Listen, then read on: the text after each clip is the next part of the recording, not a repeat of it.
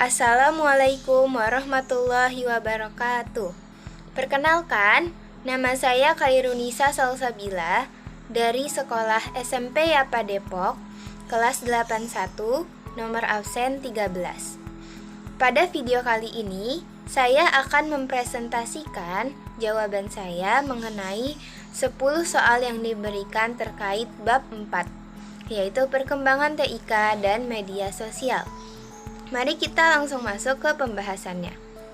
Soal yang pertama adalah apa yang dimaksud dengan media sosial dan apa hubungan media sosial dengan perkembangan teknologi. Media sosial merupakan tempat atau wadah di mana orang dapat berkomunikasi sesama pengguna secara tidak langsung dan hanya menggunakan koneksi internet untuk melakukan komunikasi tersebut. Nah, hubungan dari media sosial dengan perkembangan teknologi adalah media sosial merupakan salah satu bentuk perkembangan teknologi yang masih terus berkembang hingga saat ini dan membuat banyak perubahan pada kehidupan manusia.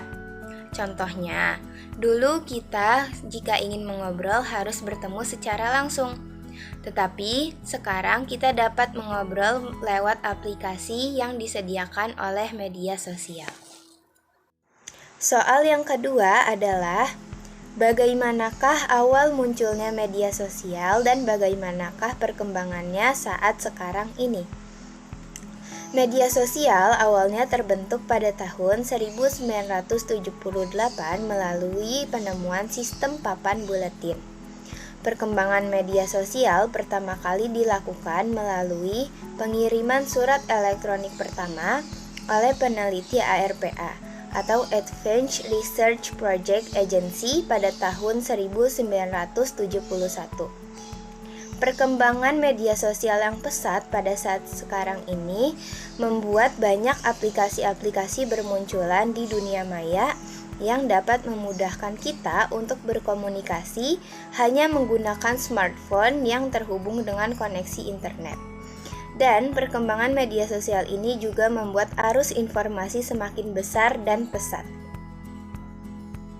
Soal yang ketiga adalah seperti apakah ciri dan karakteristik media sosial yang kamu ketahui? Ciri-ciri dari media sosial yang saya ketahui adalah dapat diakses melalui jaringan internet sebagai media untuk berinteraksi jarak jauh, dapat digunakan untuk berbagai keperluan, mulai dari keperluan pribadi, sosial, politik, sampai keperluan bisnis. Karakteristik dari media sosial adalah adanya keterlibatan pengguna, adanya keterbukaan, adanya perbincangan atau percakapan, dan yang terakhir, adanya keterhubungan. Soal yang keempat adalah sebutkan beberapa fungsi dan manfaat dari media sosial dalam kehidupan sehari-hari. Adakah manfaat yang kamu rasakan dari media sosial? Beberapa fungsi dan manfaat media sosial dalam kehidupan sehari-hari yang saya rasakan adalah yang pertama tentunya dapat memudahkan untuk berkomunikasi dan berinteraksi jarak jauh. Yang kedua, memudahkan untuk mencari informasi dan pengetahuan dari berbagai sumber. Yang ketiga, memudahkan pengguna untuk mempromosikan suatu barang atau jasa. Yang keempat, dapat digunakan sebagai media untuk mengembangkan kemampuan diri. Soal yang kelima adalah sebutkan beberapa contoh jenis media sosial yang kamu ketahui. Jenis-jenis media sosial ada 4. Yang pertama adalah social networks. Contohnya adalah aplikasi yang paling sering kita gunakan, seperti WhatsApp, Facebook, Instagram, Twitter, dan lain-lain. Yang kedua adalah komunitas online atau forum. Contohnya kaskus.co.id, bersosial.com, brainly.co.id, dan lain-lain. Yang ketiga adalah situs blog. Contohnya sugeng.id, bloggerborneo.com, maxmarrow.com, dan lain-lain. Dan yang keempat adalah social bookmark. Contohnya StumbleUpon, Reddit, Slashdot, dan lain-lain. Soal yang keenam adalah, menurutmu, mengapa masyarakat sekarang ini banyak menggunakan media sosial? Jelaskan pendapatmu. Karena pada saat ini hampir semua kegiatan yang kita lakukan pasti ada kaitannya dengan media sosial. Mulai dari komunikasi, promosi, pembayaran, hingga hiburan dan lainnya dapat kita temukan di media sosial. Hal ini tentu saja membuat kita tidak dapat terlepas dari media sosial dalam kehidupan sehari-hari. Soal yang ketujuh adalah, bagaimanakah cara bijak dalam menggunakan media sosial dengan baik dan bertanggung jawab? Cara menggunakan media sosial dengan bijak yang pertama adalah memilih atau memfilter lingkungan pertemanan. Yang kedua, berpikir dahulu sebelum membuat status. Yang ketiga, jagalah informasi yang bersifat pribadi. Yang keempat, bijak dan hati-hati dalam membagikan konten atau informasi. Yang kelima, bijak memilih informasi. Yang keenam, jangan suka pamer.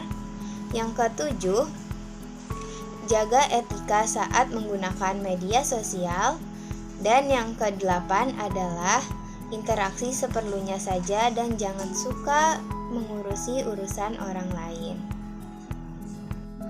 Soal yang kedelapan adalah, berikan contoh beberapa dampak positif dan dampak negatif media sosial dalam kehidupan sehari-hari. Beberapa dampak positifnya adalah, sebagai media penyebaran informasi, dapat memperluas jaringan pertemanan. Sebagai media promosi, dapat memudahkan untuk berkomunikasi, dan sebagai sarana untuk mengembangkan kemampuan diri. Dan beberapa dampak negatifnya adalah menjadi susah untuk bersosialisasi dengan lingkungan sekitar, dapat mengganggu kinerja seseorang, terjadinya penyebaran informasi berupa informasi hoaks, dapat mengganggu kesehatan tubuh, terutama pada mata, dan yang terakhir adalah terjadinya berbagai kejahatan di dunia maya. Soal yang kesembilan adalah, apa perbedaan teknologi komputer generasi pertama dengan generasi keempat dan kelima saat sekarang ini? Pada komputer generasi pertama, komputer ini masih menggunakan tabung vakum untuk memproses dan menyimpan data. Sedangkan pada komputer generasi keempat, dikembangkan teknologi Large Scale Integration atau LSI yang dapat memuat ratusan komponen dalam sebuah chip. Dan pada tahun 1980-an ditemukan Very Large Scale Integration atau VLSI yang dapat memuat ribuan komponen dalam sebuah chip tunggal. Dan pada komputer generasi kelima, komponen yang dipakai adalah VLSI atau Very Large Scale Integration. Kemungkinan perkembangan komputer lainnya pada komputer generasi kelima ini ialah kemampuan komputer yang dapat menyelesaikan masalahnya sendiri dengan bantuan AI atau Artificial Intelligence. Dan soal yang terakhir atau soal yang ke-10 adalah, mengapa kita harus bijak dan berhati-hati dalam menggunakan media sosial? Jelaskan dan ungkapkan pendapatmu.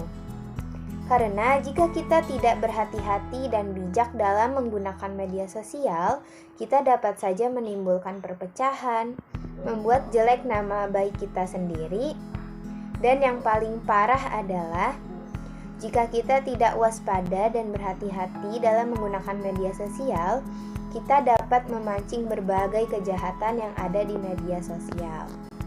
Sekian presentasi dari saya. Mohon maaf jika ada kesalahan kata maupun perbuatan. Terima kasih. Wassalamualaikum warahmatullahi wabarakatuh.